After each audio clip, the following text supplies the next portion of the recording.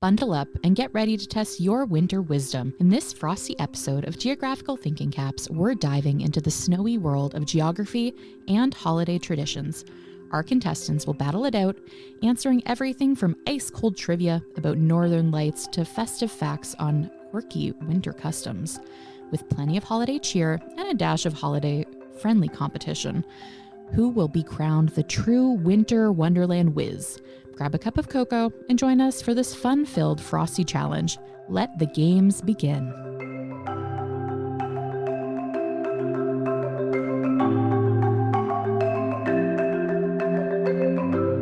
Welcome back to Geographical Thinking. I'm Michelle Brake, and I'll be your guide as we explore ideas, stories, and conversations through the lens of geography.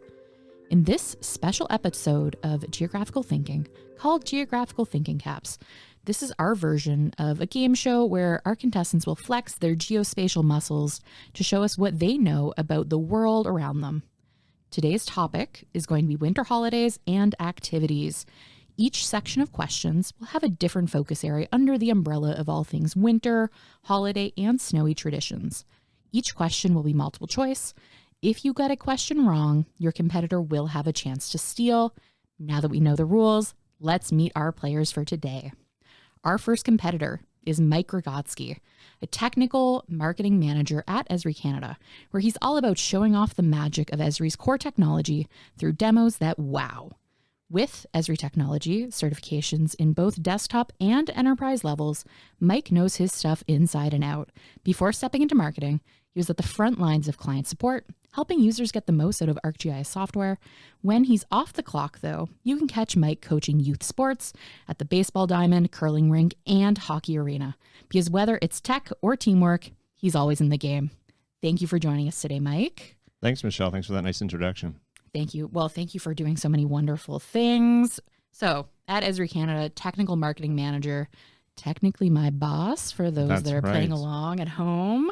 What does your job entail?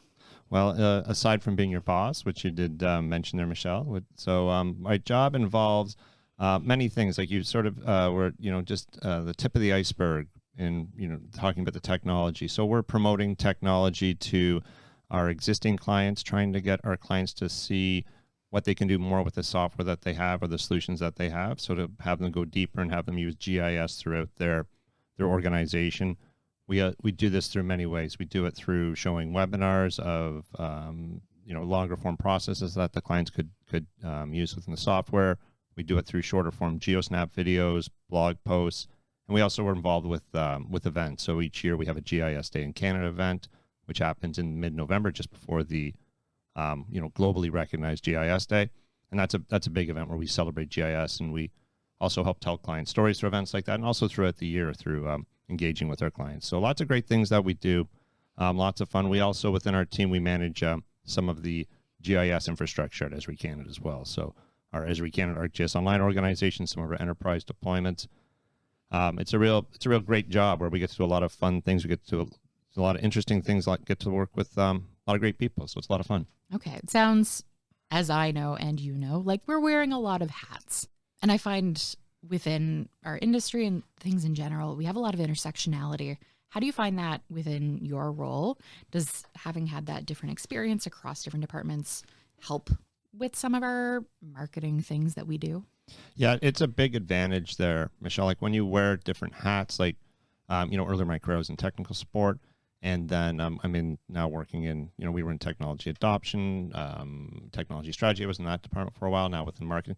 Doing all the different hats, you approach things differently. You think of things in a different way. It's a lot of great experiences, a lot of great ways just to even see like how the technology has evolved.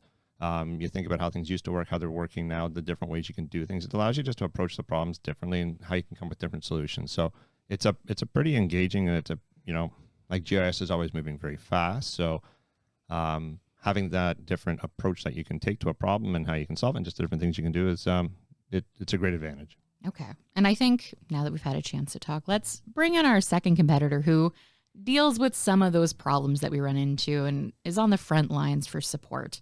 Our second competitor today is Rahul Chandra, and a technical lead with Esri Canada's technical support team, where he wrangles enterprise geodatabases like a pro, From SQL Server to Oracle and PostgreSQL, Raul's the guy customers turn to when their data needs some serious TLC. Armed with an undergrad degree from University of Toronto and a postgraduate certificate from Fleming College, he's not only mastered the arts of databases, but he's also taught it too. When things are not so deep into the world of GIS, you'll find Raul at Park Run, a community event that keeps him moving and grooving. Whether it's troubleshooting tech or hitting the track, Raul's always in the fast lane. Thank you, Raul, for joining us again. I know we had you on the podcast last year to talk about education, but now we're back for some trivia. Are you ready? Well, I guess there's different levels to ready. I'm hoping to get one question right, and then we'll reassess the goal from that point. Okay, I feel like one is a very manageable and achievable goal, but let's maybe aim higher. Two? Well, let's do one first. And Okay. then Set Okay, the, we'll set start the there. bar low, Yeah, and you can just jump right Yeah. over it later. A career in tech support has taught me that sometimes it's about managing expectations. So. Okay, that's a fair point. And knowing that you're in tech support, Raul, what are all the things that you do at Esri Canada? Because I know it's some pretty important stuff. Well, the interesting thing about working in technical support these days is that you can really work your entire career in technical support because the number of different roles within that department has really expanded. So similar to Mike, when I started working at Esri Canada about 12 years ago, I was frontline technical support. So that was clients would call in with whatever problems they were having, and then we would do our best to go through our troubleshooting process and help them resolve whatever issues they were having. As time has gone on, we've defined additional roles within technical support. So one of them is this technical lead role, which is part of a team in support called the critical support team. So what I like to say sort of jokingly with clients when I'm explaining the role to them is that if you've never encountered me, that's actually probably a good thing, because as a technical lead in critical support, I'm generally found in the vicinity of whatever the biggest disaster is at the time, right? So if you've never talked to me, that's actually, something to be hang your hat on as, hey, we've had a really good, stable environment. We've never had to talk to that guy. So that's pretty good. Another part of what I do at Esri Canada is I work as something called a technical account manager as part of our premium support program. And the role of the technical account manager, as my colleague Jim Risley at Esri in the US likes to describe it, is the quote unquote neck to grab if you're not sure where a question should go. So what I say to our clients who are involved in premium support, if you're not sure where something should go, send it to me. I'll figure out if it makes sense to be a technical support case, a premium or standard, whether it should be a professional services engagement, whether we maybe need some more specialized product expertise to answer, say, a particular question about routing or something along those lines.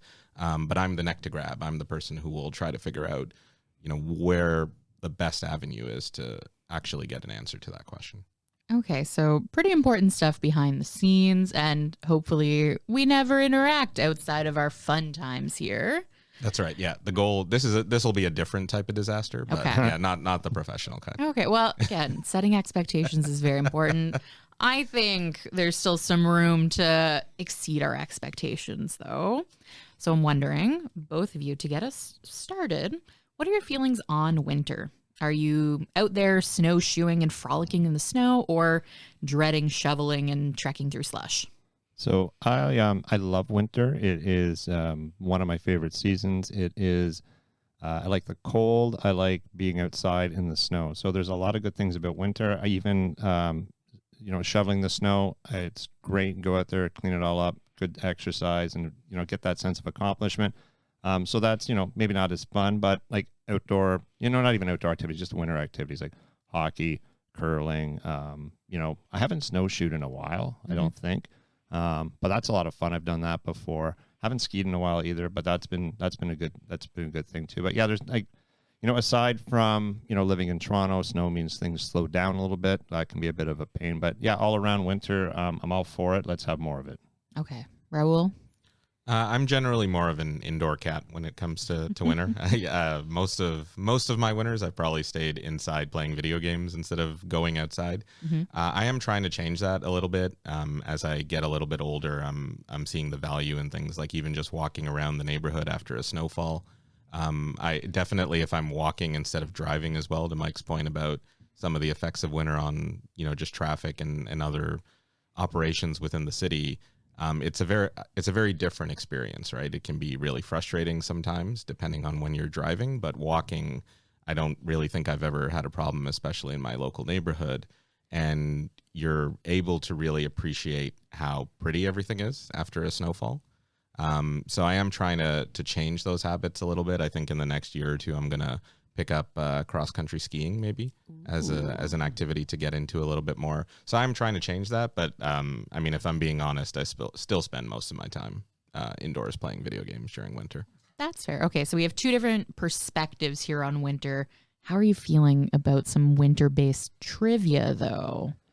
I'm feeling pretty good about it. Like I've been, just in general, been preparing. Like I've actually been, watching a lot of Jeopardy. So not specific winter questions, but just Jeopardy. I've been playing against my kids, and they're a lot younger than me. They don't have the same life experiences, so I generally beat them. I beat them pretty well. I beat them a lot. So I'm feeling good. I'm feeling really good. Raul, how are you feeling? So Wolf Blitzer made a couple of appearances on Jeopardy, both of which were relatively famous.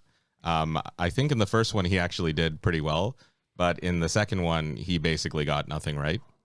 I'm suspecting on that scale of Wolf Blitzer to Wolf Blitzer, I'll be closer to Wolf Blitzer. Let's just put it that way. Hey, I cannot wait to see which one it turns out to be. So with that, since the only way to begin is by beginning, time to move on to some questions. We'll start with some easy stuff close to home for both of you. Mike, you're first up. Okay. Which city is known for its extravagant winter ice hotel built every year from blocks of ice? Quebec City, Trois-Rivières, or Montreal? So I have been to this ice hotel. I've been inside it. It is lovely, and that would be in Quebec City. That is correct. See, easy. Yeah, Child's play. They had all kinds of nice things painted on the walls. It was really great. It's, when you get cross-country skiing and you get out there, go to that ice hotel. For the record, I did not know the answer to that question, but I would have guessed Quebec City just based on the context. Okay. See, we have room for everyone. There we are. We got a game here. Exactly. Raul, your turn. First question.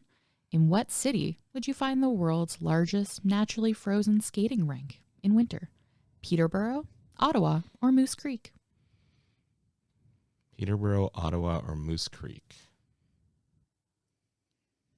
Well, the world's largest naturally frozen skating lake? Yep. Well, I am going to guess Moose Creek since it's very different from the other two, but I don't actually know. That is incorrect. I'm so sorry, Raul. Mike, I'm going to pass to you. Do you need me to repeat the question? Yeah, just to make sure I heard it correctly there and buy myself that extra time. Okay. So in what city would you find the world's largest naturally frozen skating rink in winter? Peterborough, Ottawa, or Moose Creek? Okay. Well, we know it's not Moose Creek now, so we'll move past that. That sounds like a made-up city, but I'm gonna. It is a real place. I did just pick things from Google Maps, but okay, it is real. Fair enough. I believe that is Ottawa. That is correct. Okay. The Rideau Canal. They've been having problems getting that frozen in the winter now, from what. And that's the thing. So it's a bit of a red herring there with recent winters. But that's okay. It's good. Mike, we're back over to you. So what iconic Toronto landmark holds a massive New Year's Eve celebration complete with fireworks, concerts, and ice skating? Roundhouse Park, Yonge Dundas Square, or Nathan Phillips Square? I remember going to this as a kid and having a great time out there, and it was a big party. It's got to be Nathan Phillips Square. It is. Yeah, that's right. That's good. That was a fun time. I guess they still do it. I haven't been down there though in a bit. They do, and I purposely checked to make sure it was still an ongoing thing. There's still plans for it this year. They do have a skating rink. Yeah, not the largest naturally frozen one, but yeah, it's not bad though. They got rentals if you want to go down there and check it out. It's good spot. And see some things that are close to home there. Yeah. Raul, we're back over to you. Another one. Which Quebec festival held in Montreal lights up the winter nights with art installations, music, and winter-themed activities celebrating the cold season? Art Souterrain, Montreal en Lumière, or Dîner en Blanc? I don't know how good your French is, but if you decipher the words in there may be some clues. Are you allowed to repeat the three answers? I sure can. The first one is Art Souterrain. The second one is Montreal en Lumière. The third, Dîner en Blanc. And this is a festival involving lighting? It is. I guess I'll guess the Montreal en Lumière then, just based on the name. That is correct. Raul, you got one. All right. Okay. All right, we're after 2 now. Yeah, bet the over on this one now. Let's go. Okay, but see, child's play. It's good. Some easy points to get us started. We've stretched our legs. Now we're going to step away a little bit more from something you definitely know to things you may have read about. So this round is all about traditions from across Canada. Raul, we're going to start with you this round. Which Canadian territory hosts the Sourdough Rendezvous Festival each February, celebrating winter with events like axe throwing and snowshoe races?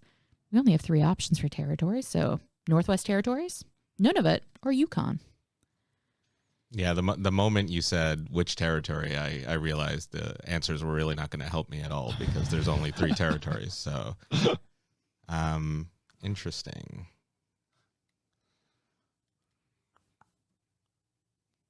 What were the events it features? It features axe throwing and snowshoe races. Snowshoe races. I'm sort of tempted to pick one of the 2 that are closer to Alaska based on that. So Northwest Territory or Yukon Territory. And I'm going to use Tobler's law here and go with the idea that things that are closer to each other tend to be more alike and guess Yukon Territory. That is correct, Raul. We're at 2. All right. Awesome. Geographical decision making. The science of where never lets you down. Hey, we like to see it. Mike, your turn. Okay. Which prairie province is known for its large Ukraine population and the traditional celebration of Sviata Veshera, or Christmas Eve supper, on January 6th? Oh, wow. Is it Alberta, Saskatchewan, or Manitoba? Oh, okay. I was hoping for a little more of a hint there with the outside the Ukrainian population, but that's going to be a tough one. So I'm going to go with Manitoba. Unfortunately, that is incorrect. No. I'm so sorry, Mike. Darn it. Raul, chance to steal. Do you want the question again? Yes, please. Okay. Which prairie province, of which there's only 3, so again, maybe not the most helpful, is known for its large Ukrainian population and the traditional celebration of Sviata Veshera, or Christmas Eve supper on January 6th? Alberta, Saskatchewan, or Manitoba? You know, it's funny. I feel like a colleague of ours, Peter Kovalchuk, has actually told us this before. He probably has. And I'm drawing a complete blank on where this would be. But I think I will go with Saskatchewan. That is correct. Nice. Raul for the steal. I think you're catching up here. Not bad. Not bad. Yeah. It's doing pretty good. I was hoping the Ukrainian population, because I don't know about you, but I famously have heard about the pierogies in Saskatchewan being really good. That's sort of where my brain was going with it as well. Okay. I'm glad we're on the same wavelength here. Mike, we got to get on the same page. Here we go. All of us need to be in the same book at least. So next up, Raul, we're back over to you already. Which Canadian province is famous for its winter-themed Festival de Voyageurs, celebrating French-Canadian culture with events like sleigh rides and snow forts? Manitoba, Quebec, or New Brunswick? I'm going to assume it's not Quebec because that would be too obvious for this question. And what was our Manitoba and New Brunswick were the other 2? Yes. I didn't do too well guessing Manitoba, if that helps. So you can see how that steers you. Yeah, but I feel like, what was the name of the festival? Sorry, again? Festival du Voyageur. We know you can speak French, too, so that might help. That's Yeah, right. we yes. heard that in the last couple questions ago. I am well known for my fluency in French, actually. It's one of my defining characteristics. I mean, how many times in a row can Manitoba be wrong? So I'm going to guess Manitoba. That is correct, Raul. All right, nice. Okay. I mean, I feel like maybe we were trying to steer you off there with the Manitoba, but Oh, I Got it? was going full gambler's fallacy, Martindale strategy with that one. Just Okay. You know, the previous flip was tails. How many times in a row can it be tails? Yeah. Okay, Mike. Next up, this will be about coastal Canadian provinces, and which one has a tradition of mummering during the Christmas season, where people dress in disguises and go house to house for treats. Newfoundland and Labrador, Nova Scotia, or Prince Edward Island. Oddly enough, I just heard about this on the Oh. radio, but I remember it being like, oh, that's out east. Now, I don't think I paid attention enough to remember what province it was in, though. But let's go as far east as we can go. We'll go Newfoundland and Labrador. That is correct, Okay, Mike. I did recall that then. Sounds like a lot of fun. I mean, it's like Halloween, just another one a few months later. So you always get more candy. But that takes us to the end of that round. We're feeling comfy. How are we feeling so far? Yeah. I think we got a lot right, both of us. Yeah, playing with house money at this point. Yeah. I've exceeded my expectations. Okay, well, it's time for us to take our trivia to the fun side of winter with some questions about parades and games. So, Raul, you're first up. In which country is the La Diablada parade held during winter, where participants dress as devils, angels, and historical figures to celebrate Andean traditions? Bolivia, Brazil, or Argentina? Bolivia, Brazil, Argentina were the three Yep. options. Well, that sounds Spanish to me, so I'm going to discount Brazil. So that leaves Bolivia and Argentina. And this is just a total guess on my part, but I'm going to say Bolivia. That's correct. All right, Wow. nice. A good call there. Yeah, But it is a total. but you broke that down. Like you kind of got rid of like Brazil. They're pretty quick, and off you went. To be fair, I was born in Brazil. I don't speak Portuguese, but I understand the inflections enough to differentiate it from Spanish. You were born in Brazil? Yeah. Oh, wow. So it's our company tech support scavenger hunt every year. There's two of us who were born in Brazil. The other person speaks fluent Portuguese, is kind of everything you'd expect from someone born in Brazil, and then there's me. There you are. Where we moved back to Canada when I was. We moved there because my dad was teaching there for a little bit, and then we moved back to Canada, I think, when I turned 1 or 2. So Okay. Oh, I have a nice. Portuguese birth certificate, which I don't understand. Ooh. It'll come in handy one day. Yes, exactly. Okay, Playing Mike, the long game. we're over to you. Yep. In which country do people celebrate Junkanoo? I may be pronouncing that wrong. I'll apologize now. I'm not going to tell you if you're not. So That's fair. So Junkanoo, a colorful and lively street parade held on Boxing Day and New Year's Day, featuring music, dancing, and costumes. Jamaica, the Bahamas, or El Salvador? okay. Wow. Junkanoo. I'm gonna. Boy, that's. I'm not getting much out of this one for tips. So it was Jamaica, El Salvador, and what was the other one? The Bahamas. Bahamas. I'm gonna go. I'm assuming Junkanoo starts with a J. It does. So I'm gonna go with some alliteration. We'll go Jamaica. Unfortunately, Mike, that is incorrect. I'm so sorry. Maybe it's my pronunciation. No, I don't think so. That wasn't the problem there. Okay, Raul, we're over to you. No Brazil answers in this one. Right. So in which country do people celebrate Junkanoo, a colorful and lively street parade held on Boxing Day and New Year's Day, celebrating music, dancing, and costumes? Jamaica, the Bahamas, and El Salvador. Well, just because you mentioned pronunciation, I'm going to attempt a 5-dimensional play here and assume maybe it's pronounced Yunkuru and go El Salvador. Your reasoning might be correct, but unfortunately El Salvador is not the answer. It was the Bahamas. Oh, okay. So maybe we're just doing like 7D chess. I'm not sure how many dimensions we can get to at this point. I've been out-dimensioned clearly by that question. But it's okay. Raul, we can recover here. Your question up next. In which country is the Festival of Lights, also known as Diwali, a major winter celebration that symbolizes the triumph of light over darkness? Malaysia, Turkey, or India? Well, I was just at a family celebration of Diwali, so I think I would probably be disowned if I got this question wrong. So I'm going to say India. That is correct. And also thank you Nice. for the correct pronunciation of Diwali. Mike, this is our chance. Recovery. I need it. Which country's winter solstice celebration, again, forgive the pronunciation, Donji, includes playing Yatnori, a traditional board game that is marked by eating red bean porridge to drive away evil spirits? Singapore, South Korea, or Vietnam? Okay. What was the name of the porridge there? Red bean porridge. Oh, the porridge didn't have a name. Okay. No, the name of the celebration though is Donji, DONGJI.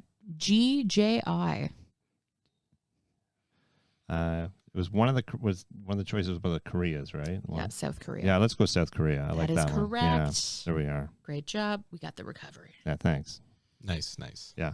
Okay, but now we're going to kick it up a notch by testing your knowledge of winter and holiday tunes. Oh, no. okay. Here we go. Both of us are like, uh-oh. I know. Get away from geography, and we're like, out of our comfort zone. Well, luckily, all the answers are still going to be a place. Okay. It's just going to be, you have to tell me the place associated with the musical question. So, Mike, we're first up. The Huron Carol, considered one of the oldest Christmas carols in North America, was written in the 1600s in which Canadian province? New Brunswick, Ontario, Quebec. Okay. Huron. So we have a lot of Huron type things in Ontario. So let's go with that. Let's go with Ontario. Unfortunately, that is incorrect. I know, like the right nearby. Yep. Raul, over to you. Huron Carol. We thinking it was written in New Brunswick, Ontario, or Quebec? Well, Ontario was going to be my answer as well. You could still answer it if you like. Someone's gonna say no. That's right. Quebec or New Brunswick were the other two options. They were. Well, we'll go Tobler's Law again, and let's go Quebec. That is correct. Yeah. The science of where. It's amazing how powerful it is. Yeah. Okay. That's really good. Raul, we're back over to you. Let It Snow, Let It Snow, Let It Snow was written in 1945 in the middle of a heat wave in which U.S. city? Los Angeles, California, Austin, Texas, or Savannah, Georgia? Los Angeles, Austin, or Savannah. Yep. Neither of which are places I would generally think of as uncharacteristically not snowing in. So that's interesting. Written in 1945 in a heat wave in one of these cities. Los Angeles, Austin, or Savannah. Interesting. The brain is not really coming up with a way to eliminate any of them. I think, well, Los Angeles and Savannah are both coastal cities, and Austin is kind of in... I have a sister who used to live in Austin, so I know it's a very, very dry heat compared to the other two cities.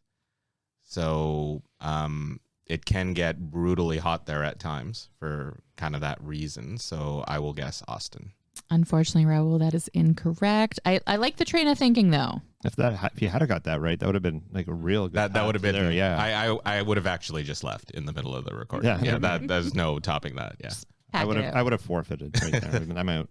But Mike, we still have a chance. Yeah. So Los Angeles or Savannah. Like I know Raul was nice enough to talk to the whole thing there. So I'm gonna go for this. Might seem obvious, but songwriting, Hollywood. A lot of production stuff going down on in that area. Let's go with Los Angeles. That is correct. Okay. Los Angeles, California.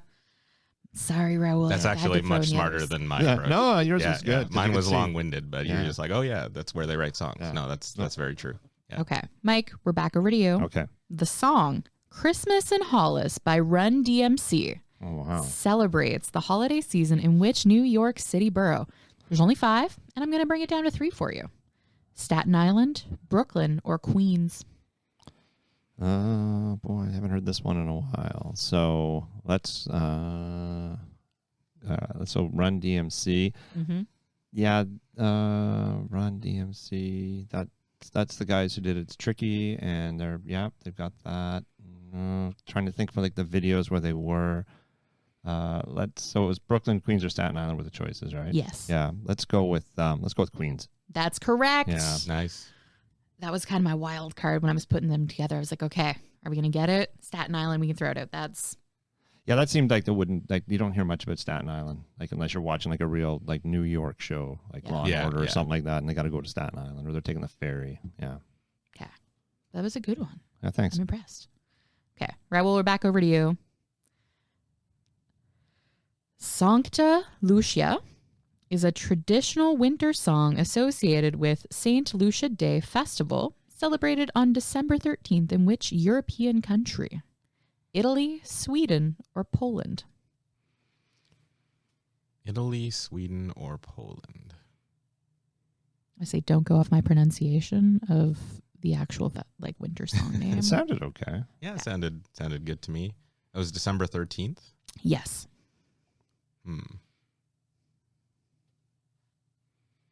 I want to hear how you get to this answer. I'm trying to think of a pathway to and I'm trying to think of like the history of St. Lucia, but nothing is really coming to mind because I don't know anything about the history of St. Lucia. But keep in mind, this is the St. Lucia. Oh, I see. Okay. All right. Yes. Important clarification. Yeah. Yeah. Then I really have no idea. So Italy, Sweden, or Poland were the three choices.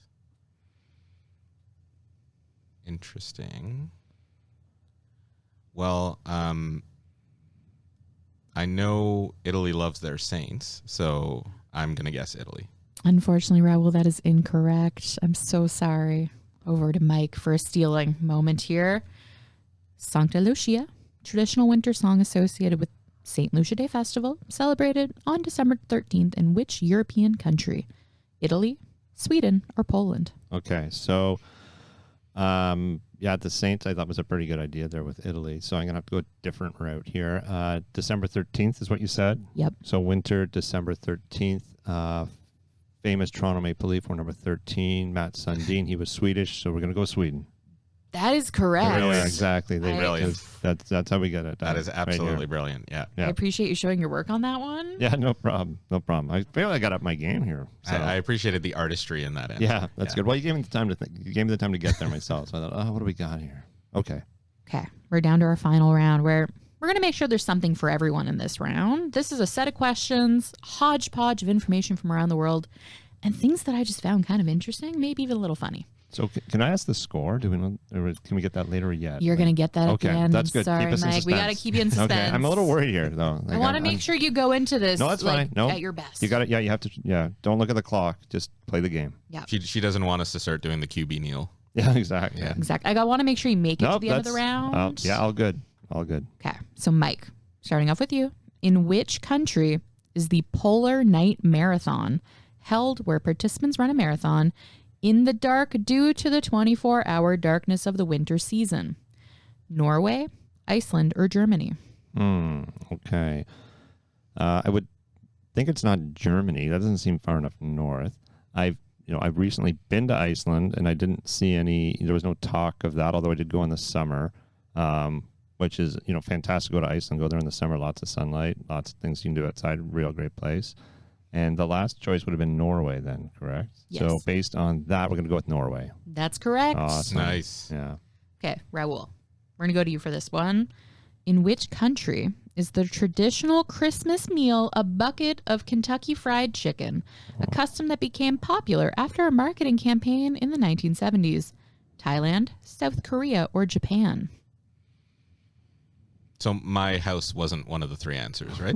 Sadly, it was okay. not. All right, I'm so sorry. I'll revise it for the next year. Sorry, what were the three answers? I totally forgot. In the You're just thinking about chicken interest now. of making It's that great, joke. yeah. Yeah, That's KFC. fair. Yeah. Thailand, South Korea, and Japan. Interesting. And this was as a result of a marketing campaign in the 70s. Yes. What a great tradition. Yeah, absolutely. Oh, yeah. You have to order your buckets like weeks in advance.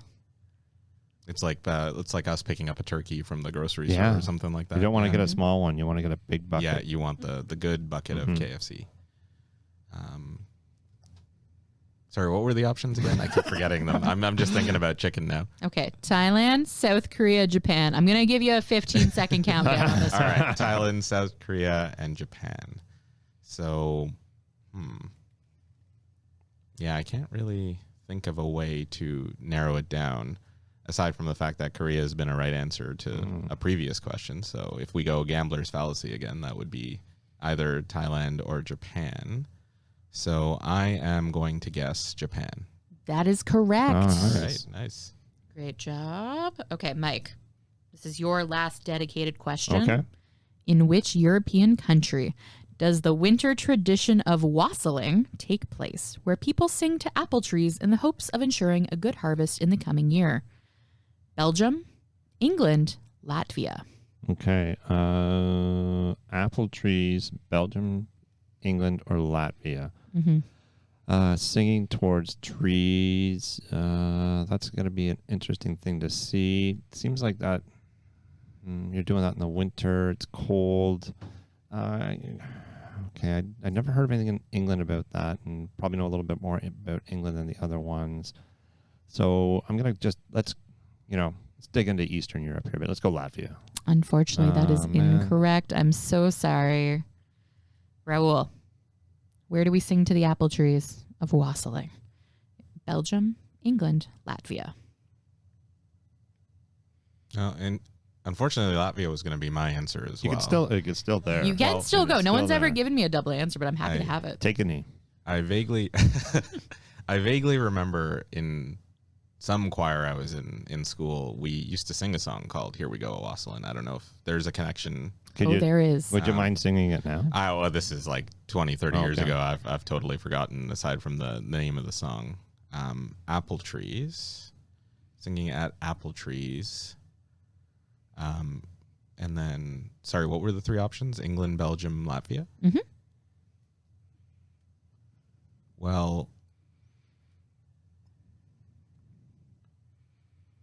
I mean, I know in England there are a bunch of interesting things like that. So there's that, I can't remember if this is in England or in Scotland, but there's that one activity where they roll a giant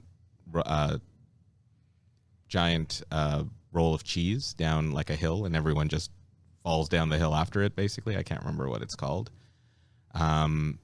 So I don't know what the relationship is between that and apples, but I'm going to guess England. That is correct. Oh, man. That's Great good. Way to get job. there. I mean, the cheese rolling is also one of my favorite things that I've heard about England traditions. Right. It's a big deal every year. And then the person who wins gets the ball of cheese. Yeah, I mean, everyone wins. I guess except for the people who like break legs and stuff. But Yeah. Or are lactose intolerant. True. Yes. Yeah. You got to think about everyone here, Raul. Mm-hmm. Well, they can have the apples. Hey, at They least can we go have wassail at the apple Yeah, tree. that's right. Yeah. Yeah. Okay. bigger Raul, bushel. last question. What East Coast city does Nova Scotia send a Christmas tree to every year to thank them for their help following the Halifax explosion? Portland, Maine, Boston, Massachusetts, or New Haven, Connecticut? Portland, Maine, Boston, Massachusetts, New Haven, Connecticut. And sorry, what do they send every year to them? A Christmas tree from Nova Scotia to this place for their help following the Halifax explosion. Portland, Maine, Boston, Massachusetts, New Haven, Connecticut. Well, out of the three of those, Boston is the kind of obvious largest port in the area. But if I'm thinking of the map correctly in my mind, Maine is probably kind of a more obvious staging point for offering kind of timely assistance compared to either Massachusetts or Connecticut. So I would guess Portland, Maine. That is incorrect. I'm so sorry, Raul. Mike, we're over to you. So we have New Haven and we have Boston. Or Portland. Or Portland. Yes. Or So Portland, no. yeah. Okay. So I've actually spent some time in Halifax and a bit of looked at the Halifax explosion, all sorts of other history around the area. And I know they're pretty closely tied with Boston. So let's go with Boston. That is correct. Nice. Yeah. There we go. Great job. Yeah. I know you've been waiting all game Yeah. to find out what is our scoring. And so, I think it's close. very close. Very, very close. So, brings us to the end of Geographical Thinking Caps. Thank you both for joining us. The final score is Raul with 9 and Mike with 10. Oh my gosh, it was the steal on the last. steal on the thank last God, one. You had it there. That would have been you, right in there. It would have been. Unfortunately, I talked myself out of the right answer there. So You did start with Boston there, but well, that's good. A close game. You always say when you're like doing things, you want a close game, so that's what you got. So yeah, absolutely. Hey, and we got more questions than we thought we were. yeah, I think we got. Did we miss any between? I think the two? there's only one. I think we might have missed one. Yeah, but that's a good track record. That's pretty good. Yeah, not too bad. Not too bad. More importantly, did you guys have fun? Absolutely. Yeah, it was a blast. That was good. Thank you for joining me. Mike, you have the floor. Is there anything you want to tell the people before we round out for our ending? Let's go back to some work stuff. Check out the webinars that our team produces. Check out the GeoSnaps, the blog posts, and when we're putting on events like GIS Day in Canada, be sure to come in and sign up, register for those types of events. They're a lot of fun. You're going to get a lot of interesting information. You'll get interesting information from us all year round. And maybe, one thing I didn't say that we do engage with clients directly in our role. So maybe I'll get the pleasure of, speaking with you on a call one day. Awesome. Thank you both so much for joining us today. And that wraps up another frosty edition of Geographical Thinking Caps. Our contestants have braved the cold with their incredible knowledge, taking us on a journey through winter festivals, snowy landmarks, and holiday traditions. From icy waterfalls to festive markets, we've covered it all. And we hope that you've had as much fun as we have. Stay tuned for more geography-packed trivia. And until next time, keep exploring the wonders of the world. If you're looking for more information about the technical side of GIS, check out the Spatial Report podcast where Mark and Maggie dive into the latest and greatest in the world of GIS. Until next time, keep exploring, keep learning, and keep thinking geographically.